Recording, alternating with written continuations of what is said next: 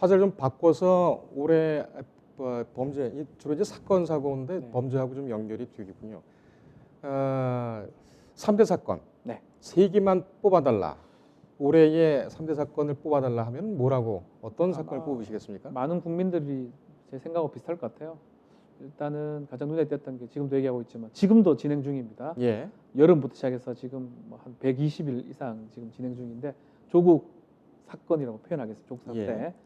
두 번째로는 또 우리나라를 흔들었던 이춘재 살인 사건입니다. 이름이 좀 바뀌었죠. 화생연 예. 살인 사건에서. 네, 그리고 하나는 올해 계속 문제가 됐던 고유정 사건. 예. 3가지 정도가 뭐 저만 그런 게 아니고 아마 많은 국민들이 우리나라를 흔들었던 사건 사고였다라고 아마 생각할 것 같습니다.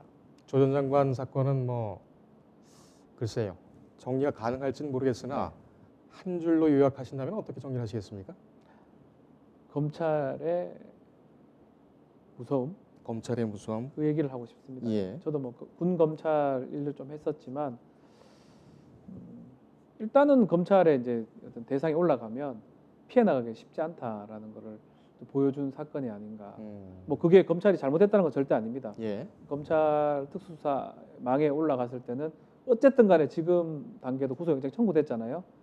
122일인가요? 124일인가 제가 모르겠는데 그건 한 6개월 동안 해서 결국은 이제 구속영장이 청구된다라는 것까지 보여준 게 아마 이 조국 사건의 결론이 아닌가. 결론도 난 건 아니지만요. 예. 생각이 듭니다. 알겠습니다. 이 사건이 뭐 진행 중이긴 합니다만 진행 중입니다. 예.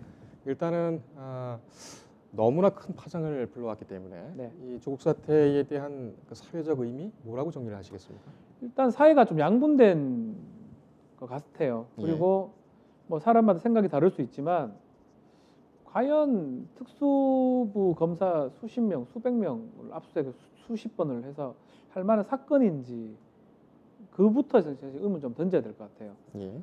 어쨌든 하니까 결국은 또 구속영장까지 된다라는 게 결국 검찰 개혁에 어쩌면 국민들한테 검찰 개혁의 필요성, 당위성을 그대로 그냥 아무 뭐 가감 없이 보여줬다 그 생각이 듭니다. 그건 검찰이 잘못다기보다는 그만큼 검찰의 권한이나 권력이나 그런 게 컸다라는 것도 또 보여주는 단적인 예가 아닌가 생각이 듭니다. 예. 두 번째 의미 있는 사건은 이제 이춘재 연쇄살인 네. 사건을 꼽아 주셨습니다. 이거는 뭐 특별한 이유가 있습니까? 경찰도 얘기를 하지 않을 수가 없죠. 영화에서만 보았던 진범을 조작해버리고 그러니까 그 사건 자체가 결국 묻혀져 버릴 수도 있지만 최초에 경찰이 진범을 발견하면서 이춘재를 발견하면서 어떻게 보면 그때는 괜찮았습니다. 8차 사건 관련해서 엉뚱한 사람이 진범화됐다라는 거. 예. 그래서 그걸 지금 이제 새롭게 밝히는 과정인데 그런 의미에서 잘못된 것을 바로잡는 이번엔 경찰이죠. 뭐 검찰도 일부 포함이 되지만 경찰의 어떤 그러한 무리한 수사 또 그것 때문에 억울하게 옥살이했던 그 한 사람의 어떤 그런 부분 그것을 또 생각하게 되기 때문에 또 되게 의미가 있는 사건이 아닌가. 이춘재보다는 어쩌면 8차 사건에 초점을 좀 둬야 되지 않겠나 생각이 듭니다.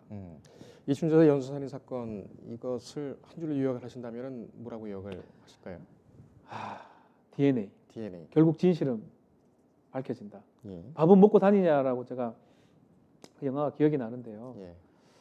결국은 그 살인의 추억 영화에 진범이 잡힐까 정말 많은 국민들이 안 될 것이라고 생각했는데 결국은 잡힌다.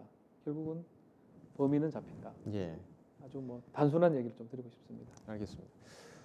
이춘재 사건을 보면은 저는 좀 그런 생각이 듭니다. 지금 뭐 흉악범, 잔혹범들이 상당히 많기 때문에 국민 여론은 사형 존치, 찬성, 입장을 뭐 지지하는 쪽으로 좀 쏠리는 것 같긴 합니다. 하지만은 지금 뭐 윤모 씨 같은 경우에는 네, 만약에 사형 선고가 내려졌다 그러면은 이제 목숨을 잃게 되는 것이죠. 그렇죠. 근데 지금 경찰 수사 단계부터 검찰 재판 단계까지 이것이 걸러지지 않았다는 얘기인데 이런 시점에서 과연 사형을 존치해서 집행을 하는 것이 맞느냐 이 부분에 대해서는 상당히 좀 생각할 부분이 많다 이렇게 또 생각이 그렇죠. 듭니다. 사형 폐지론의 가장 중요한 논거가 그 오류를 번복할 수가 없는 거거든요. 예.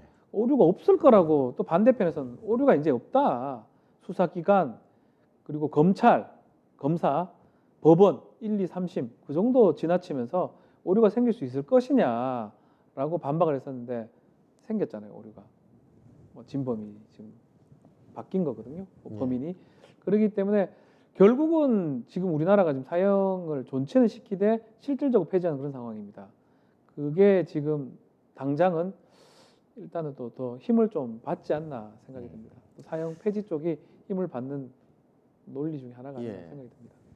지금 이제 검찰 개혁과 사법 개혁, 사법부 개혁에서 이제 중요한 화두가 이 과거사 정리 문제죠. 네. 그러니까 잘못된 판결들을 어떻게 할 것이냐 이 부분인데 이 부분에 대해서 또 국가가 본격적으로 이제 작업을 시작하게 되면 상당히 또 많은 유사 사례가 나올 거라고 또 예상이 됩니다.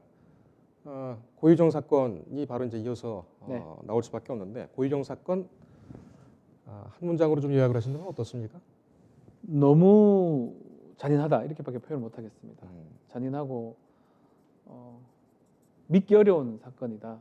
그렇지만 끝까지 지금 알 수 없는 뭐 그런 상황이라서 말로 좀 표현하기가 어려워요. 그렇지만 이걸 뭐 큰 의미를 두자고 제가 하기보다는 너무나 1년 내도록 이 사건으로 우리 국민들이 분노하기도 하고 예. 했기 때문에 좀 뽑아봤습니다. 또 혹시나 또 결과론적으로 또 이게 또 일부 무죄가 되지 않을까 이 생각을 또 국민들이 많이 할 거예요. 그러다 보니까 이게 세 번째 사건으로 제가 꼽았습니다. 그렇군요. 공판 1심 선고 전망은 좀 어떠실까요? 그래서 이제 병합이 된 상황입니다. 의붓아들하고 지금 전 남편까지 병합이 됐고 빨리 선고가 된다면 2월 안으로 될 것 같아요. 예. 된다면 전 뭐 유죄가 될 가능성이 높지 않을까. 전부 유죄. 예, 전부 유죄되면서 중형이 될 것 같아요. 여기서 하는 중형은 무기징역이면 사형인데요. 네. 사형이 될 가능성이 좀 높지 않을까. 뭐 특히 죄송 얘기지만 사형은 우리는 실질적 사형 폐지 국가입니다. 1997년 이후로 집행을 하지 않고 있어요. 예. 그렇기 때문에 사형했다 하더라도 뭐 이렇게 집행하고 이러지는 않을 것 같고요. 다만 무기징역과 다 차이점이 있습니다. 무기징역은 일정 기간이 지나면 가석방이 가능하도록 법적으로 돼 있어요. 예. 근데 사형은 형이 집행이 안 되는 상황이기 때문에 가석방 자체는 불가능하다. 그 윤모 차이점이 씨, 그 있어요. 이춘재 살인 사건의 윤모 씨도 처음에는 그렇죠. 무기징역으로 확정이 됐었죠. 무기징역에서 20년 정도 20년으로 감형이 됐었습니다. 예, 아니요. 그 이상 그 복역을 하면 복역을 하면 가석방의 대상자가 될 수가 가석방이 있습니다. 됐었고. 그 지금 대상자가 됐었었죠, 사실은. 그러게요. 참, 아이고. 올해 참 많은 사건이 있었는데, 네. 뭐 이제 다음 주에는 뭐 이제 해가 바뀌게 되니까 1년 만에 출연을 하시게 됩니다. 우리 시청자 여러분께 연말 인사 좀 네. 부탁드리겠습니다. 뭐 항상 안 좋은 얘기만 한 것 같아요. 법설 시간이 좋은 얘기를 할 수가 없는데 다음 회는 좀 좋은 얘기도 법설 시간에 좀 했으면 좋겠어요. 좀 들었을 때 희망차고 행복한 얘기도 좀 했으면 좋겠습니다. 좀 이른 감이 있지만 시청자 여러분 새해 복 많이 받으십시오. 고맙습니다. 네. 예, 언제나 전력 질주를 하시는 시사요정 박지훈 변호사와 함께하는 법설 시간이었습니다. 인터넷에 떠돌아다니는 수많은 뉴스 기사. 아직도 포털에서 일일이 검색하세요? 이제 뉴스통에서 터치 한 번으로 손쉽게 확인하세요.